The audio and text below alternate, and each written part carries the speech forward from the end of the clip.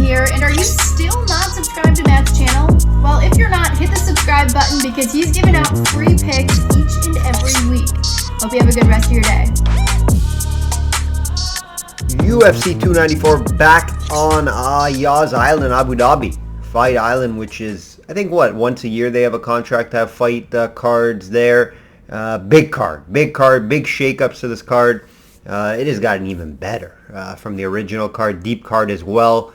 With a ton of good fights. Just a heads up, guys. You can maybe tell from my voice or I guess my my energy. Yesterday I got my wisdom tooth removed. Just one. I'm going back to remove all of them. I'm one of those that never got their wisdom tooth taken out younger. So I got one taken out. It was pretty bad for a little bit. It's a little better now, but a little difficult to talk, but we don't miss videos, especially this card. I'm not going to miss this card, so we're going to get through it. I'll be breaking down the main card like usual, providing free picks, leans, price talk, and what to avoid. Changes on this card, like I said, and it's improved. Main event was supposed to be Islam versus Charles. However, Charles got hurt in training with a nasty cut. As you can see here if you are watching on YouTube. Charles had to pull out. UFC calls Volk. Who else to call but Volk? Who is going to take the fight besides Volk? Probably nobody. Takes it on 11, 12 days notice. He accepts it. True gangster and fighter and warrior Volk is, right? Not many people would have done this. I don't think anyone, to be honest. So he does take this on short notice. One good thing here is he's moving up in weight, so the weight cut won't be an issue, right? It's not like he has to cut a ton of weight. So I think that will be fine on the scales for him, and I don't think he was not training at all, even though he did have some interviews saying he was not in his best shape and enjoying life. Chimaev versus Costa, same thing pretty much. However, Costa burnt his elbow. Wasn't a fighting issue, so for this fight they scratched it. In comes Kamara Usman in the same situation as Volk, right? 11, 12 days notice, moving up in weight, so the cut's not going to be an issue. In my opinion, we've been hearing talks about Usman going up to 185, so it's happening now. Usman, some issues around him, right? Some knee issues. He clarified saying it's not an issue. We know he has knee problems in the past, so I'm not too sure if he's hiding it or not, but it's just a tall task for both these gentlemen to step up on short notice, travel, etc. I'll break that down a little more in the fight breakdown. Early start time for most. Remember, 12 p.m. early card, 2 p.m. main card. That is Eastern time. UFC Vegas quick update from last week. Bunch of free winners and leans for you guys. Small client card. Only had one bet. It was a 2-fight parlay. We split a 1-on-1. We lost on the main event going the distance. I didn't see it going the distance. A couple times it didn't look like it wasn't, right? Early first round. And then the spinning wheel kick, somehow he survived. That spinning wheel kick. So shout out to him. Shout out to Barboza. What a veteran he is to survive that first round. Very impressive. Continues to win at 37. Continue to look at some of his best fights in his career, later in his career. Very excited to see what's next for Barboza. It's a big win over Youssef, who was a prospect up and coming. UFC update, 66% on the year, guys. Average line plus money. 2-5 parlay, 68%, 8 out of 11 profitable events. PGA update, another outright winner last week with Tom Kim, guys, plus 1,200. That's 5 outrights in the last 8 events. We've been destroying the PGA market all year. 14 on the year, just under 29,000 ticket value this year. Props over 90 units long term. 9 out of 10 profitable majors. NFL, first week we didn't profit in the NFL. A few bad beats was the reason. Missed field goal with San Fran, 41-yarder to win. We would hit a teaser there to profit on the week. And then we also had a bad beat in the prop mark. A couple bad beats. Deebo Samuel got hurt. Low total, 37 yards. And then also Hawkinson over 50.5 yards. He finished with 50. So betting gods got to me. You know, when you win 5 weeks in a row, profitable 5 weeks in a row, you're going to have down weeks. And it's usually because of a bad beat. You're going to get bad beats throughout the year. Goal is to try to avoid them as much as possible. We're highlighted by totals 6-1. And betting on Ravens games, opponents, props, etc. 8-1. Betting on Ravens games this year. A couple highlights. Over 13.5 units on the year. 72% best bets lifetime in the NFL. Systemsportscapping.com or link.me/systemcapping to become a client today and start profiting long-term betting on all sports. I handicap. Avoid slow stock market returns if you're lucky, if you get a return. Crypto scams and big losses and savings accounts that just sit there. A lot more fluid betting on sports, especially with the system. Follow me on social media, System Capping, and like this video. It helps me out a lot. Let's hear from my friend Kristen before we get into this card. For you sports bettors out there, let's be honest, you probably need a little bit of help beating those books. System Capping is a proven long-term winner against the sports betting market in multiple sports. He's built a worldwide clientele due to his high winning percentage over the years. Be sure to click the link on the bio down here to check out his profile, and you can also find out his resume, client comments, podcasts, and subscription opportunities. I'm going to be following him along too, so let's win some money together this season.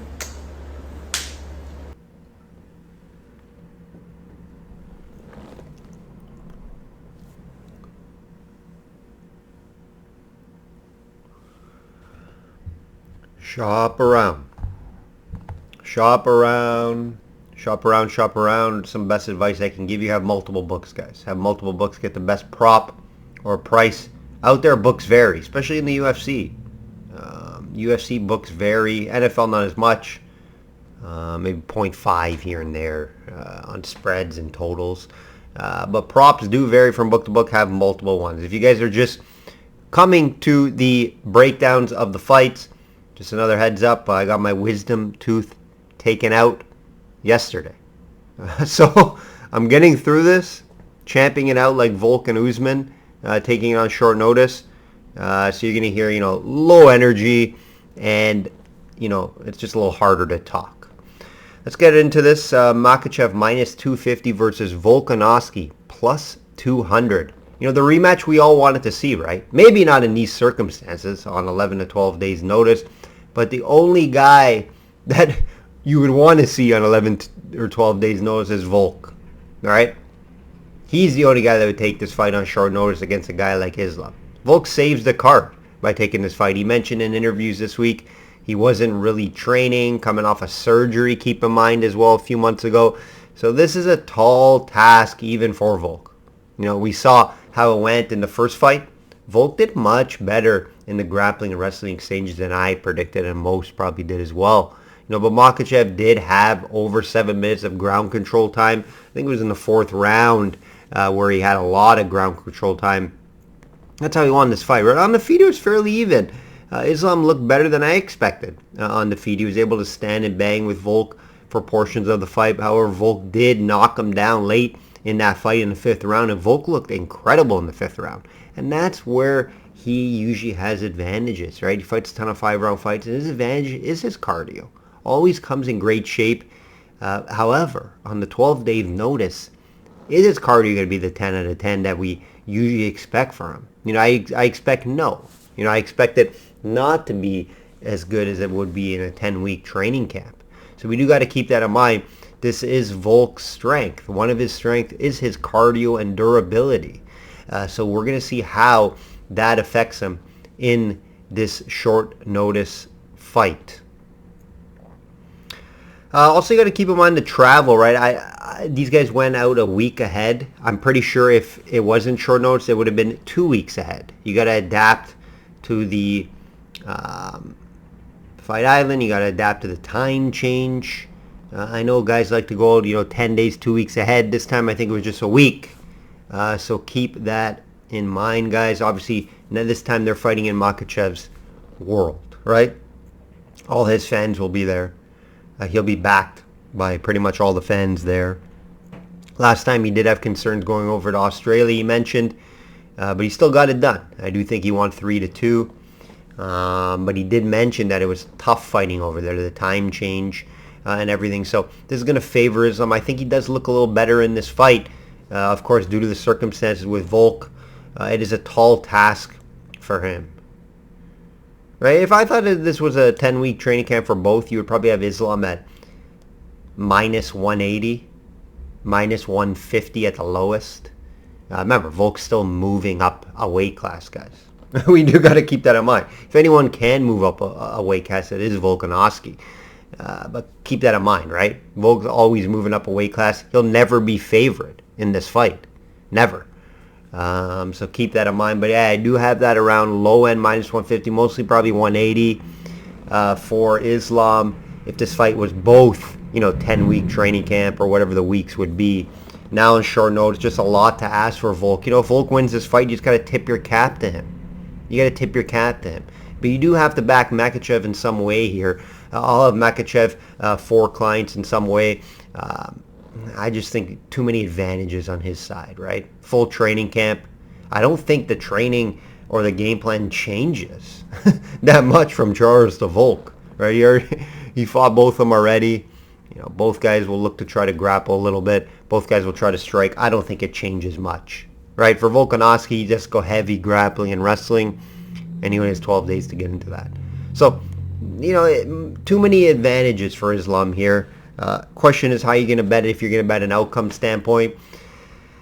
I'm right now, I'm leaning decision. If it is a stoppage, it would be late into the fight. We just haven't seen it, right? And it's not going to be a stoppage on the feet.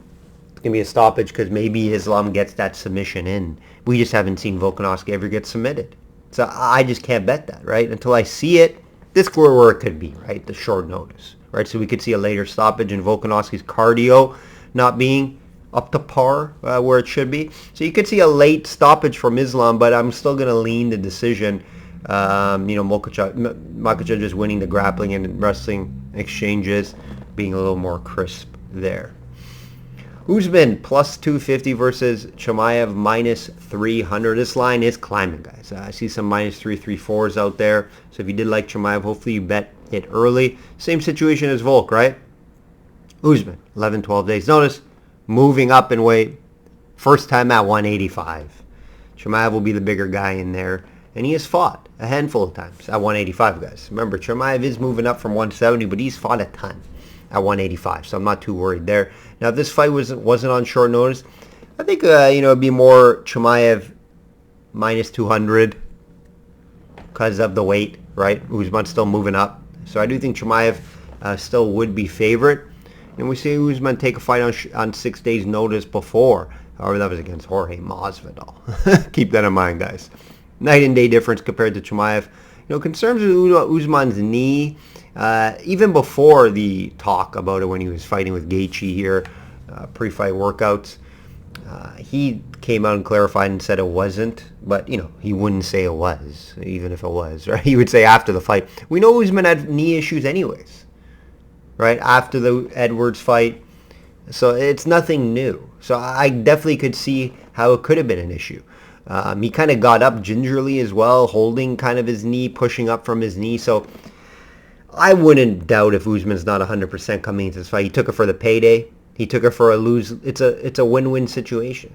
If you lose this fight, you say, yeah, it's 12 days notice. Right? 12 days notice, my knee was hurting. So you got to expect Chimaev to win this fight, guys. You got to win this fight. Now minus 300 is tough to bet. 3-round fights, I'm going to lean a decision here. Usman just doesn't get finished, right? The only time he gets finished was a wild head kick in the 5th round of a fight due to him losing. He lost distraction there late, tried to stand and bang, probably should have just tried to wrestle. Usman's not going to be able to get Chimaev down to the ground.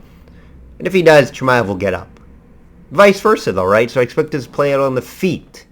Chimaev probably coming forward a little more, landing the bigger shots throughout the fight, and that's how I think he wins this fight. I think Chimaev could get Usman down, even though Usman has some of the highest takedown percentages ever in the UFC. However, who really challenges him to take him down, guys? Keep that in mind, right? It's not like Usman's going out wrestling, and that's why he has trying to get taken down in fights. He doesn't. He always has the advantage. Here, I don't think he'll have an advantage. I think it'll be fairly close. I wouldn't be surprised if Chimaev tries to get this fight down to the ground. Probably Usman would end up getting up. Remember, Edwards took him down. Remember, guys, Edwards took him down in that one fight.